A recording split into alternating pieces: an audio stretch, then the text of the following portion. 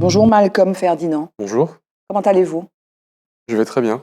Est-ce que vous pouvez vous présenter Malcolm? Alors, je m'appelle Malcolm Ferdinand, je suis un chercheur en sciences politiques et philosophie, un chercheur martiniquais, actuellement au CNRS. Euh,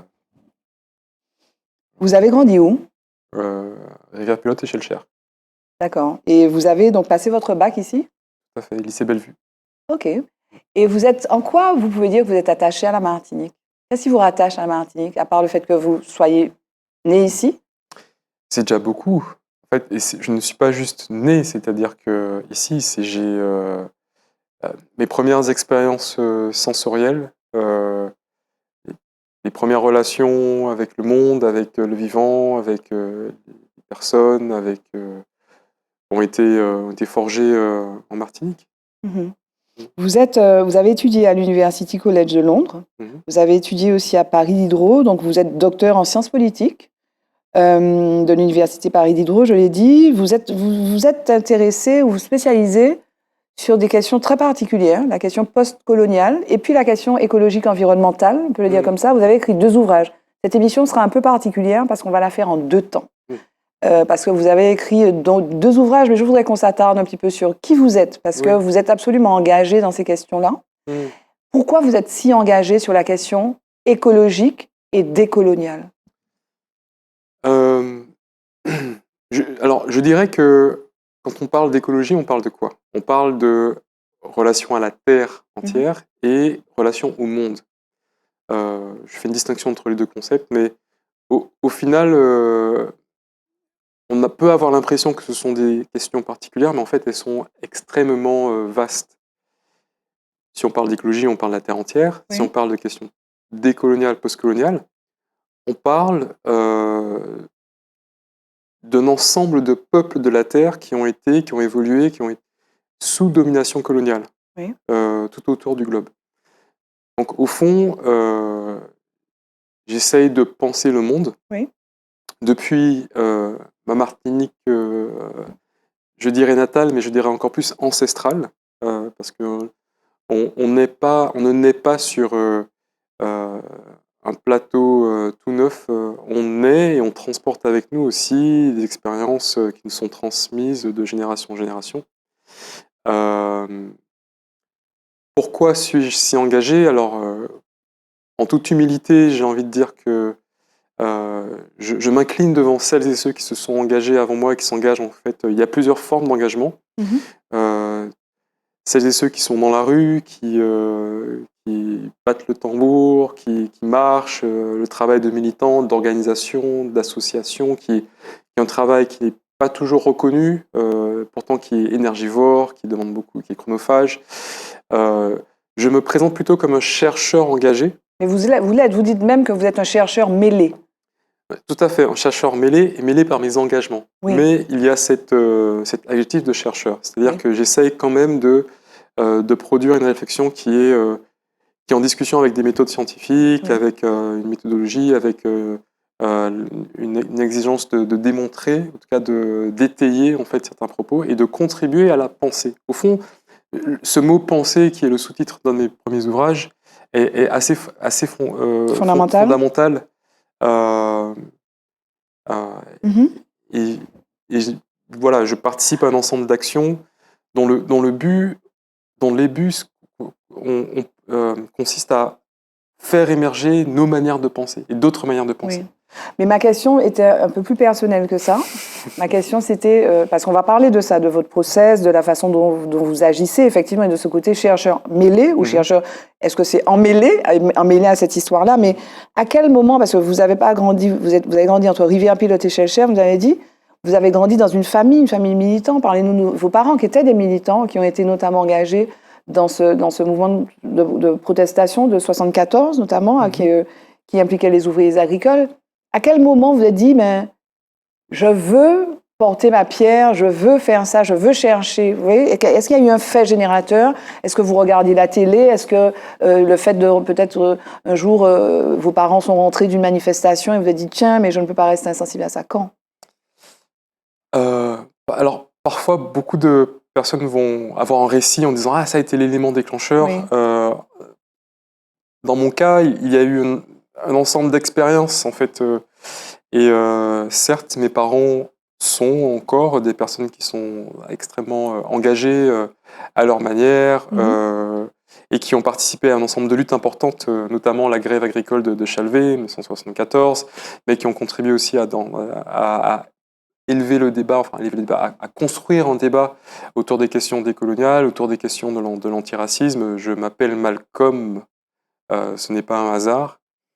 Donc finalement, donc, il y a, vous disiez, les gens cherchent dans l'histoire personnelle une forme de storytelling. On peut effectivement dire, tiens, à ce moment-là, parfois, à ce moment-là, c'est comme ça que ça s'est déclenché chez moi. Vous, il n'y a pas vraiment ça. Il y a eu plusieurs expériences, des expériences. Je suis désolé, je ne peux pas vous donner un moment précis. En fait, où je me dis, ah, ça y est, là, je deviens militant, là, j'ai envie de... Non, mais c'est un ensemble, peut-être, c'est un environnement. Il y a des choses qui m'ont toujours frappé. Surtout quand on revient à la période de l'enfance, on perçoit des tensions ou des choses qui ne sont pas expliquées dans les rapports entre adultes. On commence à comprendre cette question de couleur de peau, de catégorie socio-raciale, mais on l'aperçoit, mais on ne la comprend pas. Et surtout, on n'a pas les espaces de discussion pour essayer d'en faire sens. Moi, j'ai grandi, j'ai fait 15 ans de secondaire en Martinique sans avoir la possibilité de prononcer un mot de créole en salle de classe. Ah oui. J'ai fait 15 ans de secondaire dans mes 15 ans, à mon époque, j'espère que c'est plus le cas, sans lire une seule ligne d'Aimé Césaire, Patrick Chamoiseau, Raphaël Confiant, Maryse Condé, France Fanon. Donc j'ai grandi dans ce que je dirais une forme de production d'ignorance sur nos histoires, sur nos corps, sur nos philosophies, sur nos religions. C'est un thème, c'est un concept que vous développez dans vos livres, la production d'ignorance. Alors même que vous avez 40 ans, vous aurez 40 ans en 2025, mais c'est quoi cette production d'ignorance? C'est le système qui organise finalement la méconnaissance de sa propre histoire, notamment? C'est bien plus que la méconnaissance. C'est la diabolisation de nos histoires. Et c'est le système colonial. En fait, le propre de la colonisation, on pense souvent à la conquête de terre, la prise de terre, l'accaparement, les meurtres, le génocide. Et évidemment, c'est le principal et c'est très, très grave. Mais derrière cette conquête coloniale, il y a un ensemble de processus qui d'ailleurs persistent encore aujourd'hui. Et l'un de ces processus, c'est ce qu'on appelle la colonialité du savoir. Le fait que les colons vont s'approprier des savoirs, par exemple les savoirs liés aux plantes, s'approprier, vont demander au premier peuple autochtone comment tu utilises cette plante, comment tu utilises le goyavier pour soigner tes diarrhées, etc. Et puis après, on va les renommer avec des noms latins et on va s'approprier un savoir qu'on va vous revendre sous forme de médicaments. Et cela produit l'idée que les colonisés, les personnes dites racisées, non blanches, les corps noirs, ne sont pas capables de produire un savoir, une connaissance, ou même une parole d'autorité. Et le refus, par exemple dans le secondaire, que le créole ne soit pas seulement une langue ou le martiniquais, enfin les appellations, moi je pense qu'on peut y avoir plusieurs, mais ne soit pas seulement une langue que l'on étudie comme une langue étrangère, mais une langue à travers laquelle on puisse aussi faire des mathématiques, de la physique, de la chimie, de l'histoire, de la littérature. Parfois c'est fait, hein. C'est utilisé j'en suis ravi. Dans le projet pédagogique, il me semble, le projet académique. C'est utilisé ça. J'en suis ravi. Voilà, il y a une place du créole qui est reconnue. J'en suis ravi, mais voilà, vous me demandez un récit personnel, cela a été on part de loin.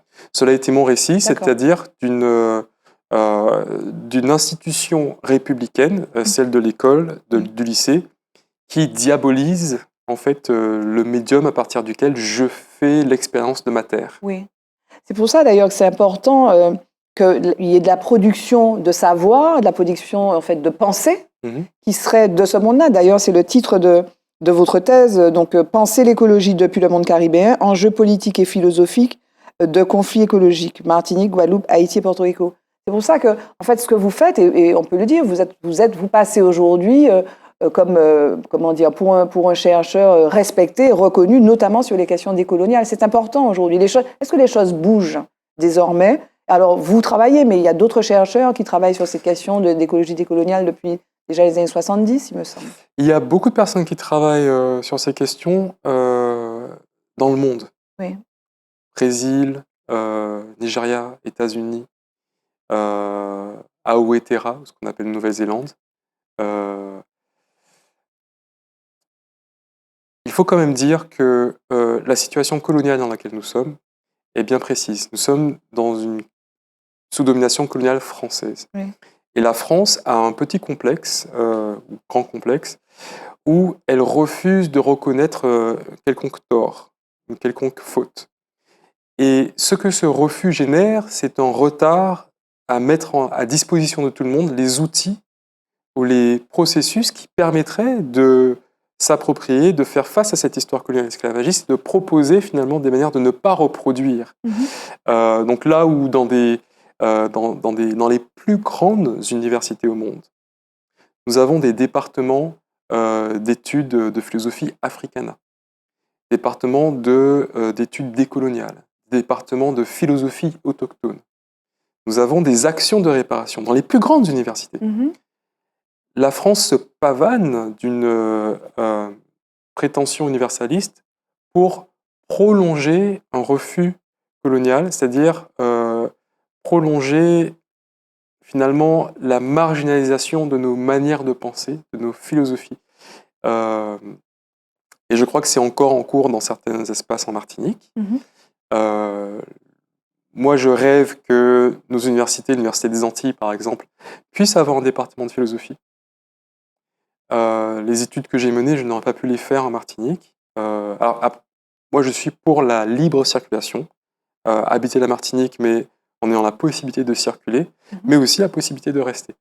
Et donc, aujourd'hui, je pourrais dire que j'ai une approche en 2019, j'ai publié une partie de ma thèse, une écologie décoloniale.